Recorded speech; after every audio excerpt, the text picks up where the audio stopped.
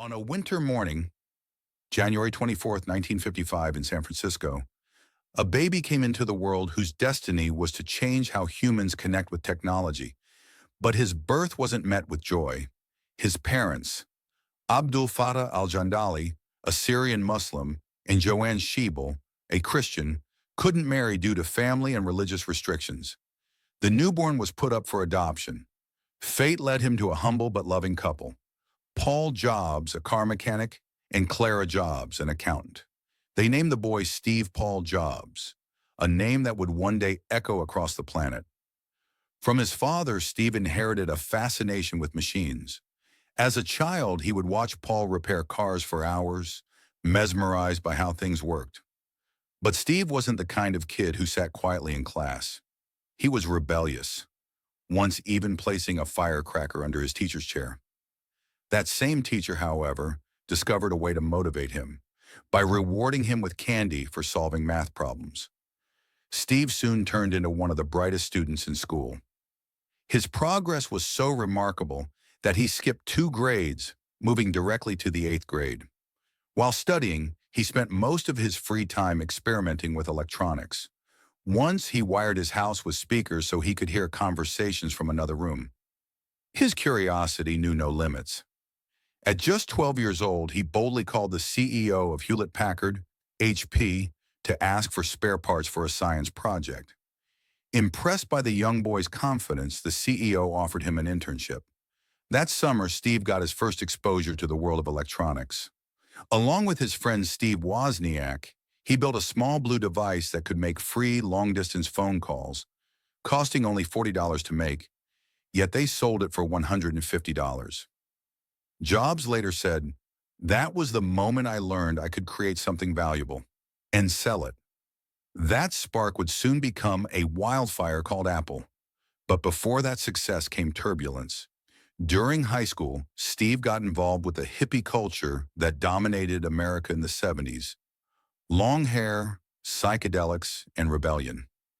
He experimented with drugs like LSD and heroin. His relationship with his father soured, yet he still managed to graduate in 1972. He joined Reed College but quickly grew frustrated, realizing it didn't teach the subjects that truly interested him. After one semester, he dropped out, but continued to sit in on classes he liked, such as calligraphy and design. During this period, he became deeply spiritual, influenced by Zen philosophy and vegetarianism. Steve believed eating only fruits and vegetables would cleanse his body, to the extent that he stopped bathing, assuming his body wouldn't smell. Unfortunately, it did. His co-workers and friends often kept their distance because of his hygiene and unpredictable temper. Soon, he landed a job at Atari, a video game company. He got the job by simply walking in and refusing to leave until they hired him. The company eventually agreed but assigned him to the night shift so others wouldn't have to deal with his strong body odor and mood swings. During his time at Atari, he read a book by Richard Alpert, Baba Ram Das, a spiritual teacher inspired by Indian Saint Neem Karoli Baba. Deeply moved, Jobs decided to travel to India in search of enlightenment. But when he arrived, he discovered Neem Karoli Baba had already passed away. Still, he stayed for months, attending the Kumbh Mela and meditating in the Himalayas. However, India's harsh conditions made him ill. He lost nearly 40 pounds in a week after drinking unfiltered water. When he returned to America, he went back to Atari, barefoot, bearded, and as determined as ever. One evening, at the Homebrew Computer Club, he and Wozniak saw a microprocessor called the Altair 8800. It sparked an idea that would change history. Wozniak designed a simple yet powerful computer board. Jobs suggested turning it into a product, something anyone could use at home. To fund the project, Jobs sold his Volkswagen van, and Wozniak sold his calculator.